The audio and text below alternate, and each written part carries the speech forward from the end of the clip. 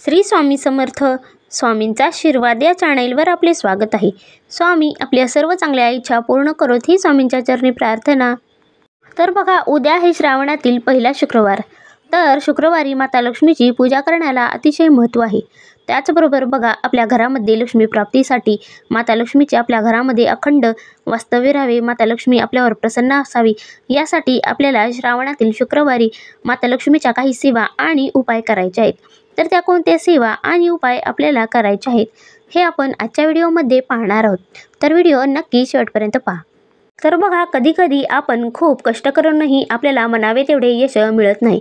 त्याचबरोबर बघा, आपल्या घरामध्ये सतत दरिद्रता राहते, आपल्या घरामध्ये पैशाच्या बाबतीतील समस्या उद्भवतात, किंवा आपला जर व्यापार असेल तर तो काही चालत नाही, तुमच्या नोकरीविषयी काही समस्या असतील तर या सर्व समस्यावर उपाय म्हणजे माता लक्ष्मीची प्रभावी सेवा. तर बघा, आपल्याला माता लक्ष्मी प्रसन्न व्हावी, आपल्यावर माता लक्ष्मीचा कृपा आशीर्वाद राहावा, आपल्या घरामधील सर्व अडचणी दूर व्हाव्यात असे प्रत्येकाला वाटत असते. तर बघा, अशा जर अडचणी तुमच्यासुद्धा घरामध्ये असतील तर आपण या श्रावणातील शुक्रवारी आपल्या घरामध्ये काही सेवा आणि उपाय करायचे आहेत. तर बघा, श्रावणातील दर शुक्रवारी आपल्याला माता लक्ष्मीसाठी उपवास करायचा आहे. त्याचबरोबर बघा, उपवास केल्यानंतर आपल्याला माता लक्ष्मीच्या सर्वात प्रभावी सेवा देखील करायच्या आहेत. मात्र बघा, माता लक्ष्मीची सर्वात आवडती गोष्ट म्हणजे स्वच्छता. ज्या ठिकाणी स्वच्छता असते, जिथे नीटनेटकेपणा असतो, ज्या घरामध्ये आनंदी वातावरण असते, त्या घरामध्ये माता लक्ष्मीचा वास असतो. तर बघा, या शुक्रवारी आपल्या घराची आपल्याला अगदी स्वच्छता करायची आहे. स्वच्छता करत असताना आपल्याला त्या पाण्यामध्ये खडे मीठ टाकून आपल्या घराची संपूर्ण स्वच्छता करायची आहे. यामुळे आपल्या घरातील सर्व निगेटिव्हिटी बाहेर जाते. त्याचबरोबर बघा, आपल्याला श्रावणातील शुक्रवारच्या दिवशी आपल्या घराच्या उंबरठ्याला हळदीचे लेपनसुद्धा करायचे आहे. हे हळदीचे लेपन केल्याने माता लक्ष्मी आपल्या घराकडे आकर्षित होते असे म्हटले जाते.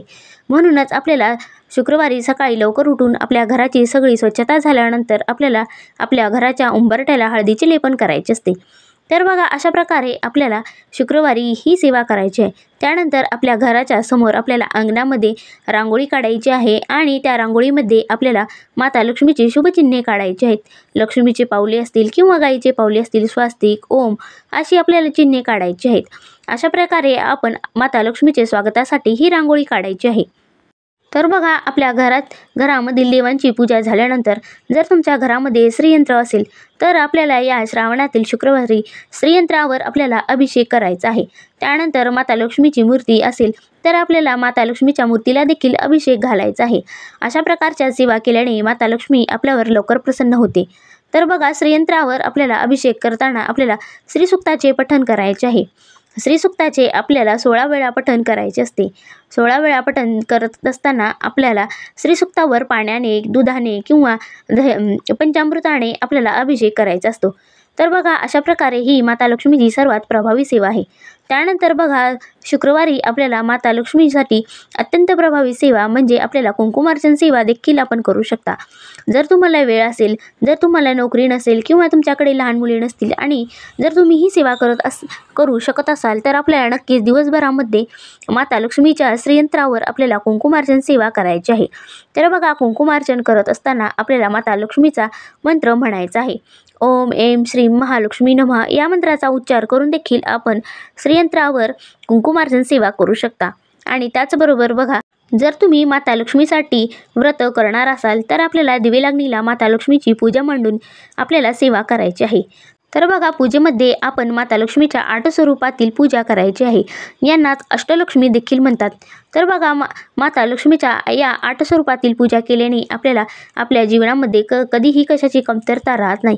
आपल्याकडून माता अष्टलक्ष्मीची जर पूजा घडत असेल तर आपल्या घरामध्ये सुख, समृद्धी आणि शांती लाभते. त्याचबरोबर आपला व्यापार, उद्योग असेल किंवा तुम्हाला आणखी काही त्रास असतील, तुमच्या आरोग्याविषयी काही तक्रारी असतील किंवा तुम्हाला समाजामध्ये मान प्रतिष्ठा मिळवायची असेल, तुम्हाला ऐश्वर्याची प्राप्ती करून घ्यायची असेल, तुम्हाला जीवनातील सर्वच ऐहिक सुखांची जर प्राप्ती करायची असेल तर आपण या श्रावणातील शुक्रवारी अष्टलक्ष्मींची देखील पूजा करू शकता. तर अष्टलक्ष्मी व्रत कसे करावे आणि याची माहिती आपल्या स्वामींचा आशीर्वाद या चॅनेलवर उपलब्ध आहे. तर तो जाऊन तुम्ही व्हिडिओ पाहू शकता. तर बघा, अष्टलक्ष्मीची जर तुम्ही पूजा केली तर खरंच आपल्या घरामध्ये खूप फरक जाणवतो आणि अष्टलक्ष्मीच्या व्रताने आपल्या सर्व इच्छा मनोकामना पूर्ण होतात आणि आपल्या आयुष्यातील सर्व अडचणी दूर होतात. तर बघा, आपल्याला या श्रावणातील शुक्रवारी माता लक्ष्मीसाठी उपवास करायचा असतो. त्यानंतर आपल्याला माता लक्ष्मीची पूजा करायची असते. दिवे लागणीला आपल्याला माता लक्ष्मीची पूजा मांडायची आहे. त्यानंतर बघा, माता लक्ष्मीसमोर आपल्याला तुपाचा दिवा लावायचा आहे. असा तुपाचा दिवा लावल्याने माता लक्ष्मी आपल्यावर लवकर प्रसन्न होते असे सुद्धा म्हटले जाते. आणि त्यानंतर बघा, आपल्याला माता लक्ष्मीच्या प्रसादासाठी आपल्याला खीर बनवायची आहे. माता लक्ष्मीसमोर आपल्याला खीर ठेवून त्यानंतर बघा, ही खीर आपल्या घरातील प्रत्येक व्यक्तीने खायची आहे. तर बघा, अशा प्रकारे आपण ही माता लक्ष्मीची पूजा करायची आहे. अशी पूजा केल्याने आपल्या घरामध्ये कधीही पैशाची चणचण भासत नाही. आपल्या घरातील व्यक्तींचे कधीही आपापसात भांडणे होत नाहीत किंवा आपल्या घरामध्ये कधीही समस्या उद्भवत नाहीत. त्याचबरोबर बघा, दिवे लागणीला आपल्याला तुळशीसमोर सुद्धा एक तुपाचा दिवा लावायचा आहे.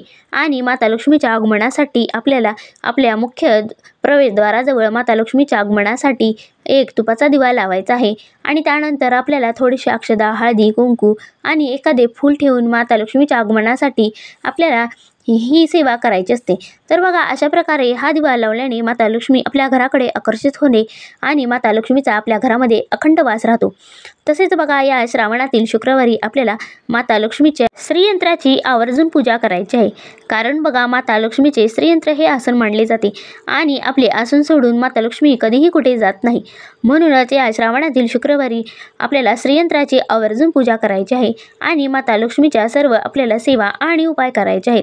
तर बघा, अशा प्रकारे आपल्याला उद्या आहे श्रावणातील शुक्रवार. तर या शुक्रवारी आपल्याला लक्ष्मी प्राप्तीसाठी आणि आपल्या घरामध्ये माता लक्ष्मीची अखंड कृपा राहावी, माता लक्ष्मीचा आपल्या घरामध्ये अखंड वास राहावा, यासाठी ही शुक्रवारी पूजा करायची आहे.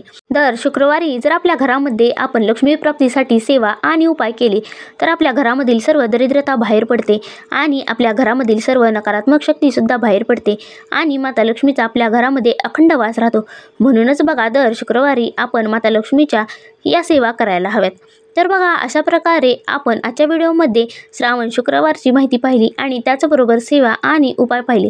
तर ही माहिती तुम्हाला कशी वाटली हे नक्की कमेंट करून सांगा व आपल्या स्वामींचा आशीर्वाद या चॅनेलला सबस्क्राईब करा. श्री स्वामी समर्थ.